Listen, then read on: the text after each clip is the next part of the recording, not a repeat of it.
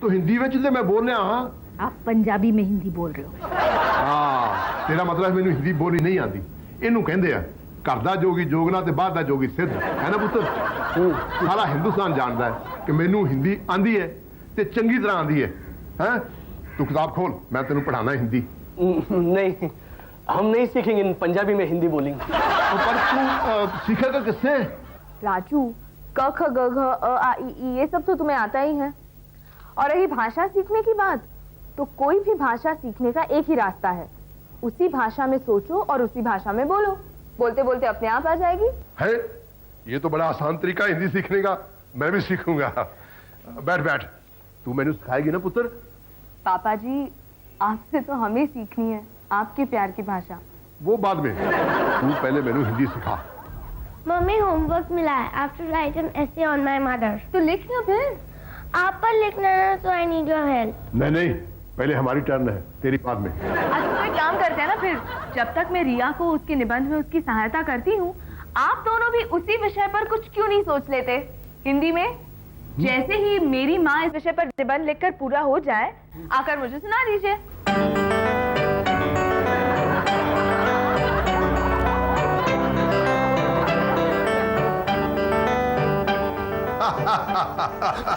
तू तो अभी भी बोलिंग सुनिंग लिख रहा है। हिंदी में लिख, हिंदी में। पापा जी, आप मेरे निबंध में ताक झांक क्यों कर रहे थे? नहीं समझा? दुश्मन के खेमे में पहुंचकर ही दुश्मन की ताकत का अंदाजा लगाया जाता है। वाह पापा जी वाह, इसका मतलब ये हुआ कि आप मेरी नकल उतार रहे थे। तेरी नकल? तुझे तो हिंदी आती भी नहीं है, पर हाँ अभी अभी तू हिंदी बोला। अच्छा ओए, इतने तो पूरी फैमिली बैठी है हमारा इम्तिहान लेने के वास्ते। क्यों, लिख लिया निबंध? कब का? तो सुनाइए। राजू पहले तू सुना। मैं? हाँ? अच्छा। वहाँ नहीं, वहाँ खड़े रह के सुना। हाँ, ताकि हम सब देख भी सके और सुन भी सके। चल।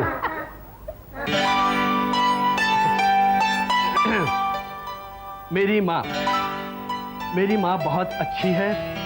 मेरी माँ मुझे खाना खिलाती है, वो मुझे नए नए कपड़े ला कर देती है। माँ मुझे कहानियाँ भी सुनाती है और वो मेरे साथ खेलती भी है। मेरी माँ मुझे बहुत प्यार करती है। जब मैं मस्ती करता हूँ तो वो मुझे डांटती भी है।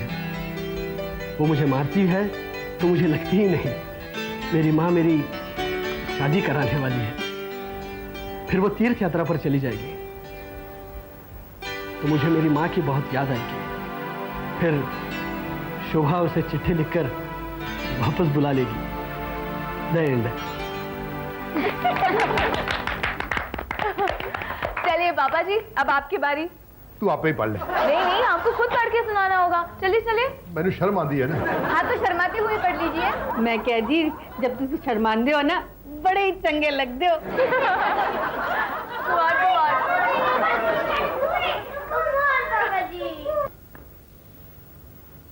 कहते हैं ईश्वर ने जब संसार बनाया तब अपने हर एक बच्चे की देखभाल करने के लिए हर जगह नहीं पहुंच सकते थे, इसलिए उन्होंने बनाई माँ।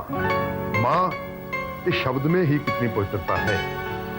एक दीवाने आशिक ने अपनी प्रेमिका के कहने पर अपनी माँ का कलेजा निकाल लिया।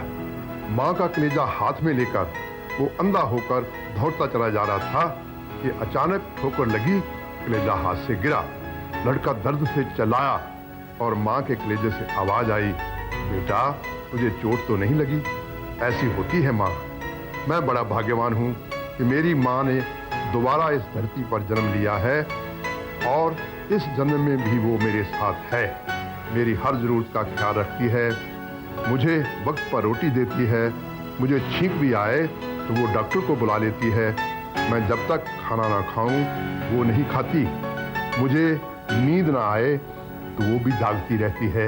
मेरी अन्नपूर्णा माँ, मेरी लक्ष्मी माँ, जो इस जन्म में मेरी बहू बनकर आई है।